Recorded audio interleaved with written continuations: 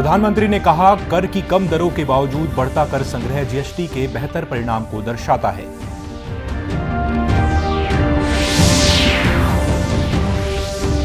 मुख्यमंत्री ने उच्चतम न्यायालय द्वारा आरक्षण के मामले में दिए गए निर्णय को लेकर उच्च अधिकारियों की बैठक ली।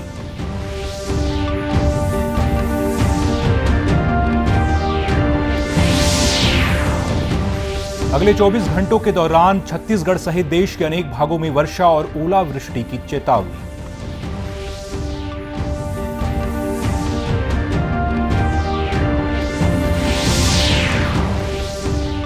और एक भारत श्रेष्ठ भारत कार्यक्रम के तहत राजभवन में मनाया गया महाराष्ट्र और गुजरात राज्यों का स्थापना दिवस।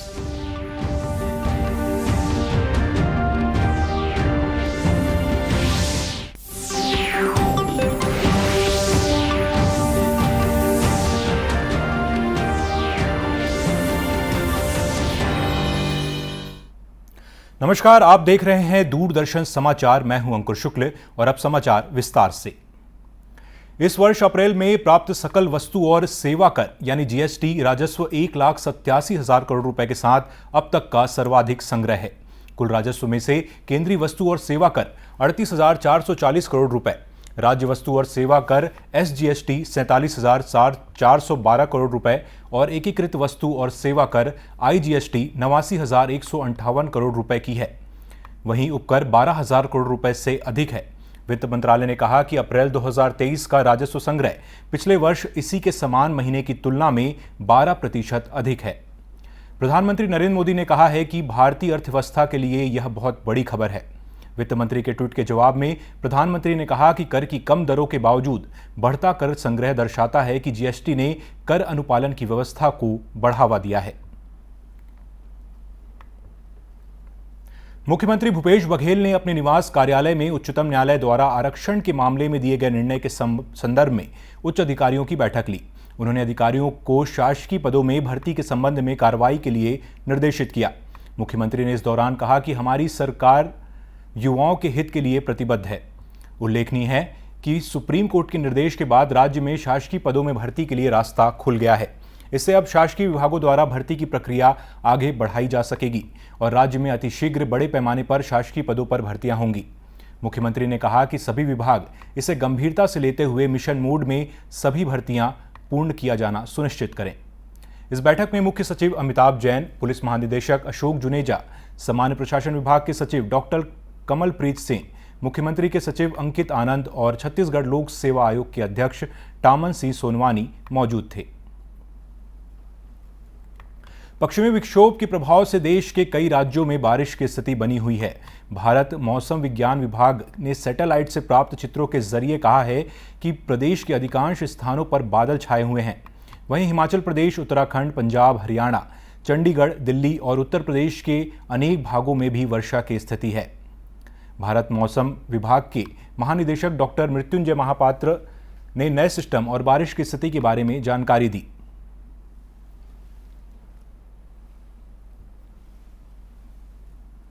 देश के अधिकांश हिस्सों में थंडरस्टॉर्म, रेनफॉल रिकॉर्ड किया गया है और ये स्थिति अगले 2 दिन के लिए जारी रहेगा। अधिकांश राज्यों में सिर्फ कोस्टल एरिया ऑफ महाराष्ट्र को छोड़ के रेन या थंडरस्टॉर्म हो सकता है। इसके साथ साथ लाइटनिंग हो सकता है और कुछ इलाका में भी हेलस्टॉर्म होने का उम्मीद किया गया है। वेस्टर्न डिस्टर्बेंस अभी नॉर्थ ईस्ट इंडिया के ऊपर जा रहा है और इसके प्रभाव में अरेबियन सी से मॉइस्चर इंकर्शन हो रहा है और एक विंड कन्वर्जेंस लाइन एग्जिस्ट कर रहा है नॉर्थ इंडिया से साउथ इंडिया तक। सो बे ऑफ बंगाल से भी मॉइस्चर आ रहे हैं। सो इसलिए अभी जो एटमॉस्फेरिक कंडीशन है बहुत फेवरेबल है। लगभग सभी राज्यों में हम वार्निंग दिए हैं, जैसे orange colour warning north east India और सेंट्रल इंडिया और ईस्टर्न इंडिया में है और पेनिनसुला इंडिया तमिलनाडु तक भी हमारा ऑरेंज कलर वार्निंग है और वेस्टर्न इंडिया में येलो कलर वार्निंग रखा गया, जैसे गुजरात, राजस्थान और interior parts of Maharashtra, Karnataka और केरला के ऊपर। और इसलिए सबसे ज़्यादा इसका इम्पैक्ट रहेगा आपका जम्मू एंड कश्मीर से शुरू करके Himachal Pradesh, Uttarakhand, Haryana, Chandigarh, Delhi, UP, Madhya Pradesh, Chhattisgarh, Telangana, Andhra Pradesh, Rayalaseema, Tamil Nadu, Puducherry, Odisha, Jharkhand and west Bengal. प्रदेश में बारिश से रबी की फसलों को भी नुकसान पहुंचा है। मौसम विभाग का कहना है कि अगले 24 घंटों के दौरान वज्रपात, ओलावृष्टि और बारिश की संभावना है। महानिदेशक डॉक्टर महापात्र ने बताया कि छत्तीसगढ़ सहित अनेक राज्यों में यही स्थिति है। पेनिनसुलर इंडिया और ईस्टर्न इंडिया में यह सोइंग वगैरह के लिए बहुत लाभदायक हो सकता है, जो ड्राई एरिया में सोइंग करते हैं मई महीने में। जैसे अक्षय तृतीया अभी चला गया, अक्षय तृतीया दिन में बहुत सारे इलाके में सोइंग शुरू होता है, इसलिए ये हेल्पफुल हो सकता है। मगर जो हेलस्टॉर्म वगैरह हो रहा है, कहाँ स्ट्रांग विंड हो रहा है, जो अभी स्टैंडिंग क्रॉप्स है, इसमें भी नुकसान हो सकता है। मौसम विभाग ने अगले 2 दिनों में बारिश और तेज होने की चेतावनी दी है।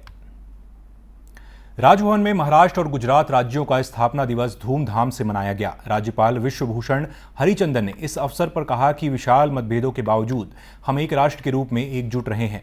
विविधता में एकता की भावना हमारे देश को महान बनाती है। केंद्र सरकार के एक भारत श्रेष्ठ भारत कार्यक्रम के तहत विविधता में एकता की भावना को बढ़ावा देने के लिए सभी राज्य एक दूसरे का स्थापना दिवस मनाएंगे।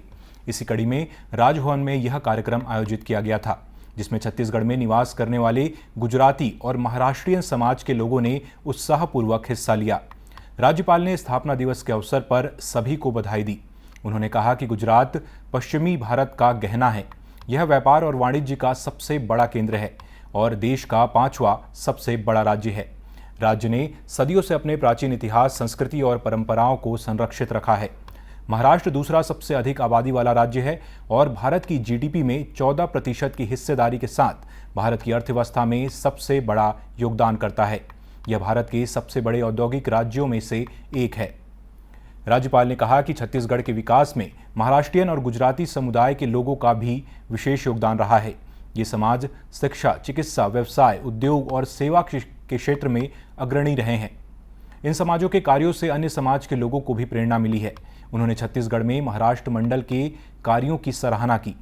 छत्तीसगढ़ में गणेशोत्सव, नवरात्रि पर्व के दौरान गरबा उत्सव, मकर संक्रांति में पतंग उत्सव इन समाजों की देन है। इन पर्वों में छत्तीसगढ़ के गांव से लेकर शहर तक के बच्चे, युवा, महिलाएं उत्साह से हिस्सा लेते हैं। इस मौके पर दोनों राज्यों के कलाकारों ने सांस्कृतिक कार्यक्रम प्रस्तुत किए। गरियाबंद जिले में सुरक्षा बलों ने मुठभेड़ में एक इनामी नक्सली को मार गिराया है। मिली जानकारी के मुताबिक गरियाबंद के जंगलों में आज सुबह सुरक्षा बलों के साथ माओवादियों की मुठभेड़ हुई। सूत्रों का कहना है कि इसमें डिप्टी कमांडर के रूप में कार्यरत माओवादी की मौत हो गई। बताया जाता है कि इस पर 5 लाख रुपए का इनाम घोषित था। इस माओवादी की लाश के पास से एक 303 बोर की राइफल भी बरामद हुई है। वहीं नारायणपुर जिले में सुरक्षा बलों की संयुक्त टीम ने 2 महिला माओवादी सहित 3 माओवादियों को गिरफ्तार किया है। पकड़े गए माओवादी जन मिलिशिया सदस्य के तौर पर सक्रिय थे। नारायणपुर के एएसपी हेम सागर सिदार ने बताया कि इन माओवादियों को टेकानार के जंगल से गिरफ्तार किया गया है। उन्होंने बताया कि धनोरा थाना क्षेत्र के तहत आने वाले टेकानार में जिला पुलिस बल आईटीबीपी की संयुक्त टीम ने कार्रवाई कर इन माओवादियों को गिरफ्तार किया है। जिला नारायणपुर से संबंधित है, जहां आज थाना धनोरा से जिला बल, डीआरजी और आईटीबीपी की संयुक्त टीम नक्सल विरोधी अभियान के लिए जो है क्षेत्र में रवाना हुई थी। दौरान सर्चिंग गश्त की ग्राम टेकानार में संदेह के आधार पर घेराबंदी कर 3 संदिग्ध व्यक्तियों को पकड़ा गया है, जिनसे पूछताछ करने पर जिन्होंने अपना नाम रानू सेंडी, लचनतीन पोयाम और आसमती कोहरामी तीनों निवासी टेकानार का होना बताया गया है। जिनसे पूछताछ करने पर जो है तीनों ने अपने आप को नेलनार एरिया कमेटी अंतर्गत टेकानार क्षेत्र के मिलिशिया सदस्य होना बताया गया और जिनसे विस्तृत पूछताछ करने पर जो है इनके द्वारा माओवादियों के साथ मिलकर जनवरी 2023 में जो है टेकानार में पुलिस पार्टी को नुकसान पहुंचाने की नियत से आईडी प्लांट करना एवं फरवरी 2023 में जो है हिकबुल्ला के जंगल में जो है सुरक्षा बल को नुकसान पहुंचाने की नियत से जो है आईडी विस्फोट की घटना में शामिल होना एवं 26 अप्रैल 2023 को जो है ओरछा और धनोरा के मध्य जो है मार्ग को काटकर अवरुद्ध करने की वारदात में जो है शामिल होना स्वीकार किया गया है। श्री सिदार ने बताया कि ये माओवादी सड़क मार्ग अवरुद्ध करने और आईईडी विस्फोट जैसे मामलों में शामिल रहे हैं। बीते कुछ दिनों से लगातार हो रही बारिश के चलते राजनांदगांव जिले के मोतीपुर रामनगर की सड़कों में पानी भर गया है। इससे राहगीरों को परेशानी का सामना करना पड़ रहा है। भाजपा पार्षद दल ने इस स्थिति को देखते हुए सड़क की मरम्मत कराने और ड्रेनेज सिस्टम को सुधरवाने की मांग निगम प्रशासन से की है। नगर निगम राजनांदगांव के नेता प्रतिपक्ष किशुन यदु ने मीडिया को इस बारे में जानकारी दी।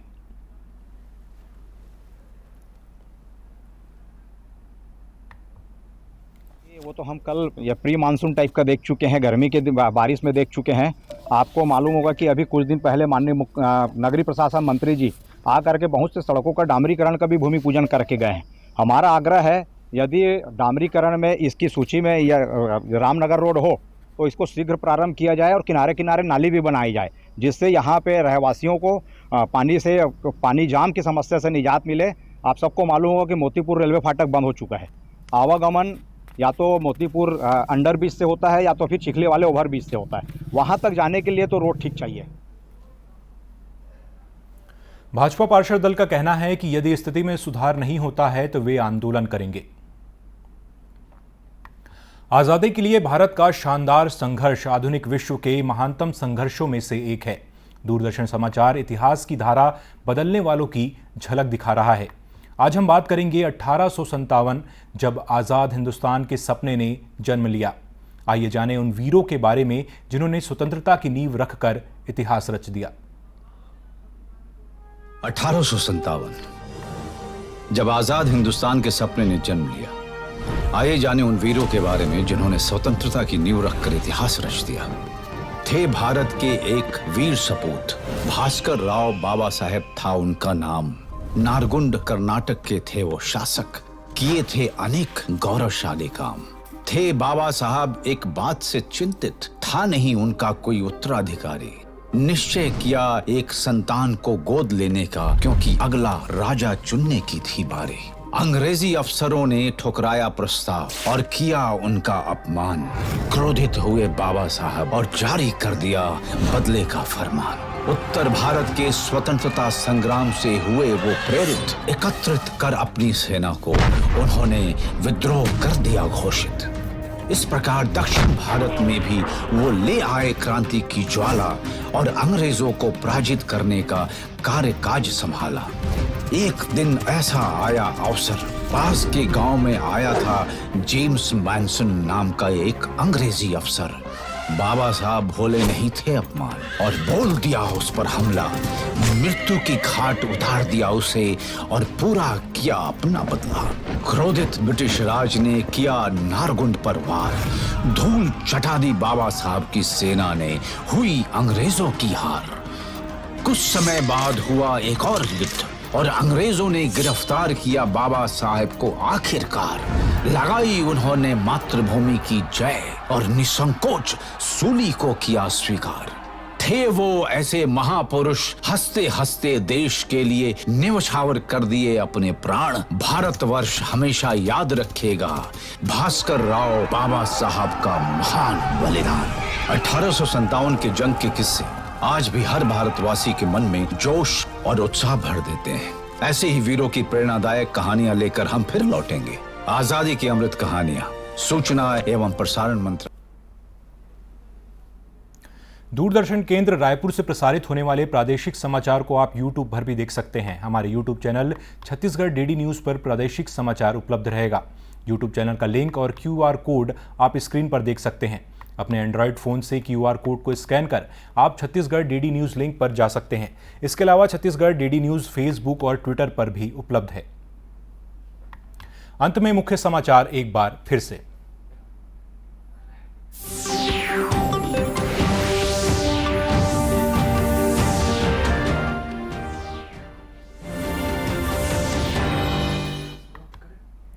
इसी के साथ ये समाचार समाप्त हुए। नमस्कार।